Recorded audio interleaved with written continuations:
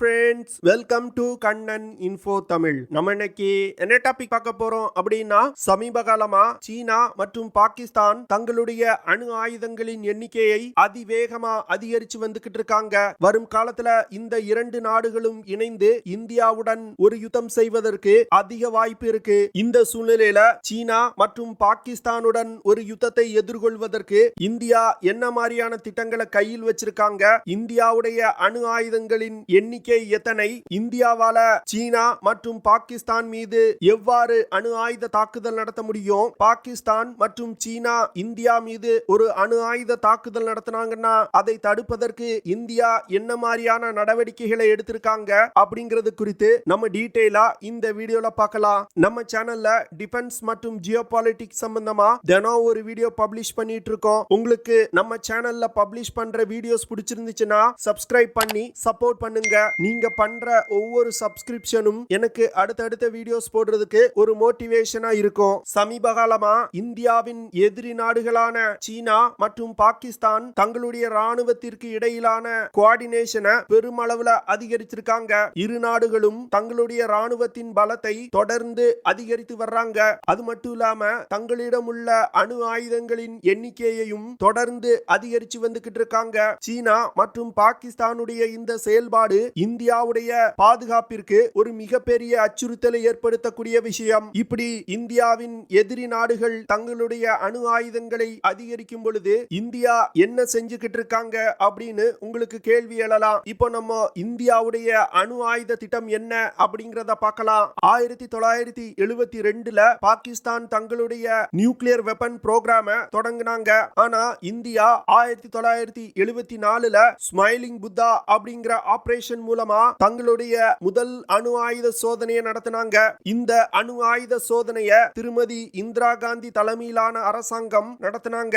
India smiling Buddha அணு ஆயுத சோதனையை நடத்துவதற்கு முக்கியமான காரணம் சீனா தான். 1962ல இந்தியாவிடம் அணு ஆயுதங்கள் கிடையாது. இதன் காரணமா சீனா இந்தியா மீது தாக்குதல் நடத்தி சில பகுதிகளை கைப்பற்றி கொண்டாங்க.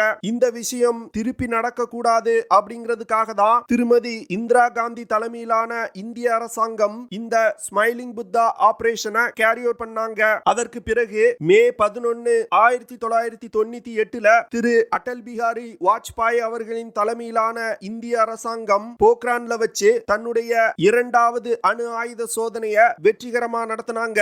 இந்த அணு ஆயுத சோதனையில 5 நியூக்ளியர் வார்ஹெட்டுகள் வெடிக்க வைக்கப்பட்டது. இதனை தொடர்ந்து இந்தியா அணு ஆயுத சோதனை நடத்திய அடுத்த 17வது நாள் பாகிஸ்தான் தன்னுடைய அணு ஆயுத சோதனையை நடத்தினாங்க. பாகிஸ்தான் மற்றும் இந்தியா நடத்திய அணு ஆயுத சோதனையில என்ன முக்கியமான வித்தியாசம்னா, இந்தியா அணு ஆயுத சோதனை நடத்த போவது உலகின் எந்த ஒரு நாட்டிற்கும் தெரியாது. இந்தியா அமெரிக்க உளவு சேட்டலைட்டுகளின் கண்ணில் மண்ணை தூவி மிகவும் ரகசியமா போக்ரான்ல இந்த அணு ஆயுத சோதனையை நடத்தியிருக்காங்க.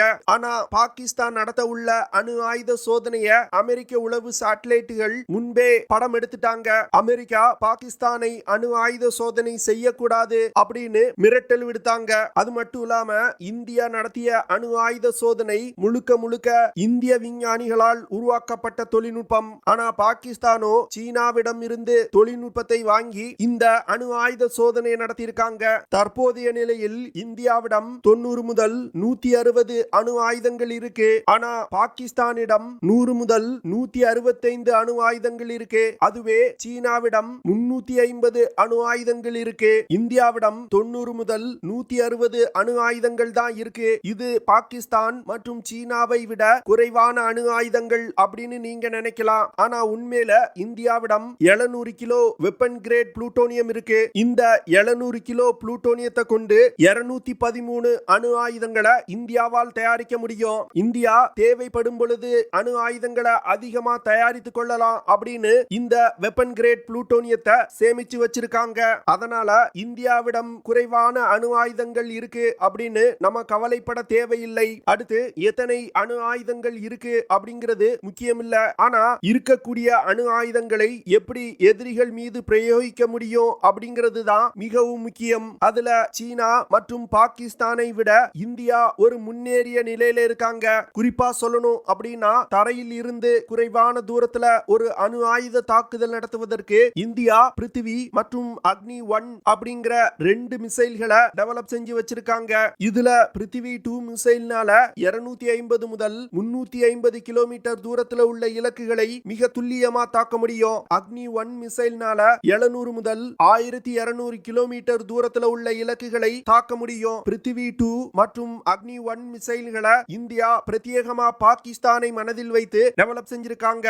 பாகிஸ்தான் மீது அணு ஆயுத தாக்குதல் நடத்துவதற்கு பிருத்திவி மற்றும் அக்னி 1 மிசைல்கள் அடங்கிய 20 லான்ச்சர்களை இந்தியாவுடைய வெஸ்டர்ன் பார்டர்ல டிப்ளாய் செஞ்சிருக்காங்க. அடுத்து அக்னி 2 அப்படிங்கிற மீடியம் ரேஞ்ச் பாலிஸ்டிக் மிசைலையும் அக்னி 3 அப்படிங்கிற இன்டர்மீடியட் ரேஞ்ச் பாலிஸ்டிக் மிசைலையும் இந்தியா டெவலப் செஞ்சிருக்காங்க. இந்த மிசைல்கள்னால 2000 முதல் 5000 கிலோமீட்டர் தூரத்துல உள்ள இலக்குகளை மிக துல்லியமா தாக்க முடியும். இது தவிர அக்னி 4 மற்றும் அக்னி 5 அப்படிங்கிற இன்டர்கான்டினென்டல் பாலிஸ்டிக் மிசைல்களை இந்தியா டெவலப் செஞ்சிருக்காங்க. இந்த மிசைல்கள்னால 3500 முதல் 8000 கிலோமீட்டர் தூரத்துல உள்ள இலக்குகளை தாக்க முடியும். அக்னி 4 மற்றும் அக்னி 5 மிசைல்களை இந்தியா பிரத்யேகமா சீனாவை மனதில் கொண்டு உருவாக்கி இருக்காங்க. இந்த 2 மிசைல்களையும் பயன்படுத்தி சீனாவுடைய எந்த ஒரு பகுதியின் மீதும் இந்தியாவால் தாக்குதல் நடத்த முடியும். அடுத்து அக்னி 6 அப்படிங்கிற ஒரு அதிநவீன இன்டர்கான்டினென்டல் பாலிஸ்டிக் மிசைலை டெவலப் செஞ்சு வந்துகிட்டு இருக்காங்க. இந்த மிசைல்னால 11000 முதல் 12000 கிலோமீட்டர் தூரத்துல உள்ள இலக்குகளை தாக்க முடியும். இதுல அக்னி 5 மிசைல்ல இருந்து இந்தியா MIRV அப்படிங்கிற தொழில்நுட்பத்தை ஃபாலோ பண்றாங்க. இந்த MIRV தொழில்நுட்பம் மூலமா ஒரே மிசைலை பயன்படுத்தி வெவ்வேறு திசைகள்ல வெவ்வேறு தூரத்துல இருக்கக்கூடிய பல்வேறு டார்கெட்டுகள் மீது ஒரே நேரத்துல தாக்குதல் நடத்த முடியும். அடுத்து விமானப்படையை பயன்படுத்தி அணு ஆயுத தாக்குதல் நடத்துவதற்கு இந்திய விமானப்படையில் பயன்பாட்டில் உள்ள மிராஜ் 2000 மற்றும் ஜாகுவார் விமானங்களை தற்போது பயன்படுத்த திட்டமிட்டிருக்காங்க. ஆனா இந்த 2 விமானங்களும் 2030வது வருடத்துக்குள் இந்திய விமானப்படையில் இருந்து ரிட்டையர்ட் செய்யப்பட உள்ளது. அதனால வரும் காலத்துல இந்தியா அணு ஆயுத தாக்குதல் நடத்துவதற்கு ரஃபேல் போர் விமானங்களை பயன்படுத்துவாங்க அப்படின்னு டிஃபென்ஸ் எக்ஸ்பர்ட் சொல்றாங்க. விமானப்படையை பயன்படுத்தி அணு ஆயுத தாக்குதல் நடத்துவதற்கு இந்தியா 46 அணு ஆயுதங்களை தயார் நிலையில வச்சிருக்காங்க. அடுத்து கடலில் இருந்து அணு ஆயுத தாக்குதல் நடத்துவதற்கு இந்தியா தனுஷ் அப்படிங்கிற short range ship launch ballistic மிசைல்களை பயன்படுத்துறாங்க. இந்த பாலிஸ்டிக் மிசைல்களை பிருத்திவி 2 மிசைல்களை பேஸா வச்சு இந்தியா டெவலப் செஞ்சிருக்காங்க. தனுஷ் ஷிப் லான்ச் பாலிஸ்டிக் மிசைல்களை சுகன்யா கிளாஸ் போர்க்கப்பல்கள்ல இருந்து லான்ச் செய்ய முடியும். இது தவிர 750 கிலோமீட்டர் சென்று தாக்கக்கூடிய K-15 அப்படிங்கிற சப்மரீன் லான்ச் பாலிஸ்டிக் மிசைலை வெற்றிகரமா டெவலப் செய்து இந்தியாவின் அணுசக்தி நீர்மூழ்கி கப்பல்கள்ல இணைச்சிருக்காங்க. அடுத்து 3500 கிலோமீட்டர் ரேஞ்ச் கொண்ட K4 மிசைல்களையும் இந்தியா வெற்றிகரமா டெவலப் செஞ்சிருக்காங்க. இந்த மிசைல்களை தற்போது இந்தியா புதிதாக கட்ட உள்ள நியூக்ளியர் பவர்ட் சப்மரீன்ல இணைக்க உள்ளாங்க.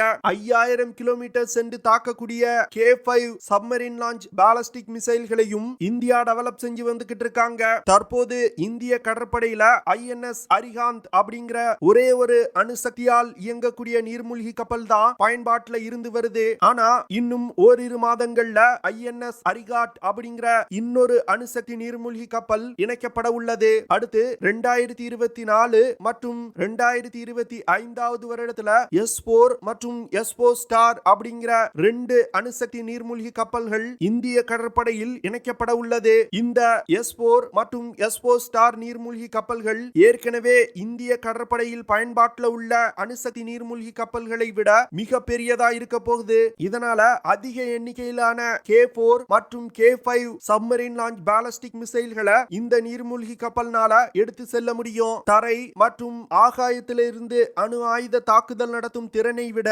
அணுசக்தி நீர்மூழ்கி கப்பல்ல இருந்து அணு ஆயுத தாக்கும் திறன் தான் மிகவும் முக்கியமானது. ஏன்னா தரையில் இருக்கக்கூடிய அணு ஆயுதங்களை சேட்டலைட் உதவியோடு கண்டுபிடித்து தாக்கி அழிக்க முடியும். ஆனா அணுசக்தி நீர்மூழ்கி கப்பல்ல ஒரு சப்மரீன் லான்ச் பாலிஸ்டிக் மிசைல்ல இணைக்கப்பட்டிருக்க அணு ஆயுதத்தை கண்டுபிடிக்க முடியாது. ஏன்னா அணுசக்தி நீர்மூழ்கி கப்பல்கள் பல நாட்கள் நீருக்கு அடியில் மூழ்கி இருக்கக்கூடியது. இதனால இந்தியாவுடைய அணு ஆயுதங்கள் எங்க இருக்கு அப்படிங்கறத கண்டுபிடிக்கவே முடியாது. அதனால எதிரி நாடுகள் இந்தியா மீது ஒரு அணு ஆயுத தாக்குதல் நடத்தினாங்கன்னா இந்த நியூக்ளியர் பவர்ட் அட்டாக் சப்மரீன்ல இருக்கக்கூடிய சப்மரீன் லான்ச் பாலிஸ்டிக் மிசைல்களை லான்ச் செய்து எதிரி நாடுகளை தாக்க முடியும். இந்தியாவால தன்னுடைய தங்களுடைய முப்படைகளை பயன்படுத்தி அணு ஆயுத தாக்குதல் நடத்த முடியும். இத நியூக்ளியர் ட்ரையட் கேப்பபிலிட்டி அப்படின்னு சொல்லுவாங்க. அணு ஆயுத தாக்கும் திறன்ல இந்தியா ஒரு முன்னேறிய நிலையில தான் இருக்காங்க. ஆனா இந்தியா மீது ஒரு அணு ஆயுத தாக்குதல் நடத்தப்பட்டால் இந்தியாவால் அதை தடுக்க முடியுமா அப்படிங்கறத பார்க்கலாம். இந்தியா தன்னுடைய முக்கிய நகரங்களை அணு ஆயுத தாக்குதல் இருந்து பாதுகாப்பதற்கு பாலிஸ்டிக் மிசைல் ஷீல்ட் அப்படிங்கிற திட்டத்தை டெவலப் செய்து வந்துகிட்டு இருக்காங்க. அது மட்டும் இல்லாம சமீபத்துல இந்தியாவின் முதல் medium range surface to air missile regiment eastern theatre கமாண்ட்ல இணைச்சிருக்காங்க. இந்த ஈஸ்டர்ன் தியேட்டர் கமாண்ட் தான் சீன எல்லையை ஒட்டியுள்ள பகுதிகளை பாதுகாக்கக்கூடிய படையணி. இதே ஈஸ்டர்ன் தியேட்டர் கமாண்ட்ல தான் S-400 ஏர் டிஃபென்ஸ் சிஸ்டத்தோட இரண்டாவது ரெஜிமெண்ட டிப்ளாய் செஞ்சிருக்காங்க. இந்த MR-SAM மற்றும் S-400 ஏர் டிஃபென்ஸ் சிஸ்டத்தை இந்தியா பிரத்யேகமா சிலிகுரி காரிடோர் அப்படிங்கிற சிக்கன் நெக் பகுதியை பாதுகாப்பதற்கு இந்தியா டிப்ளாய் செஞ்சிருக்காங்க. இந்த சிலிகுரி காரிடோர் பகுதி அப்படிங்கிறது மிகவும் ஒரு ஸ்ட்ராட்டஜிக் முக்கியத்துவம் வாய்ந்த பகுதி. இந்த பகுதியை சீனா கைப்பற்றிட்டாங்கன்னா இந்தியாவுடைய வடகிழக்கு மாநிலங்களை டோட்டலா இந்தியாவிடம் இருந்து பிரிச்சிட முடியும். அதனால சிலிகுரி காரிடோர் பகுதியில இந்தியா MR-SAM மற்றும் S-400 ஏர் டிஃபென்ஸ் சிஸ்டங்களை டிப்ளாய் செஞ்சிருக்காங்க. இந்த medium range surface to air மிசைல்களை இந்தியாவின் பாரத் எலக்ட்ரிக்கல் லிமிடெட் நிறுவனமும் இஸ்ரேல் ஏரோஸ்பேஸ் இண்டஸ்ட்ரி நிறுவனமும் இணைந்து டெவலப் செஞ்சிருக்காங்க. சமீபத்துல கூட இந்த இரு நிறுவனங்களும் ஏரோ இந்தியா நிகழ்ச்சியில வச்சு தங்களுடைய ஜாயிண்ட் வெஞ்சரை அடுத்த கட்டத்திற்கு எடுத்து போவதற்கான ஒப்பந்தங்கள்ல கையெழுத்திட்டு இருக்காங்க. இந்த MR-SAM மிசைல்ல இருக்கக்கூடிய 70% பாகங்களை இந்தியாவிலே தயாரிக்க முடியும். MR-SAM மிசைல்கள் பேரக் 8 அப்படிங்கிற நேவல் ஏர் டிஃபென்ஸ் சிஸ்டத்தை பேஸா வச்சு டெவலப் செஞ்சிருக்காங்க.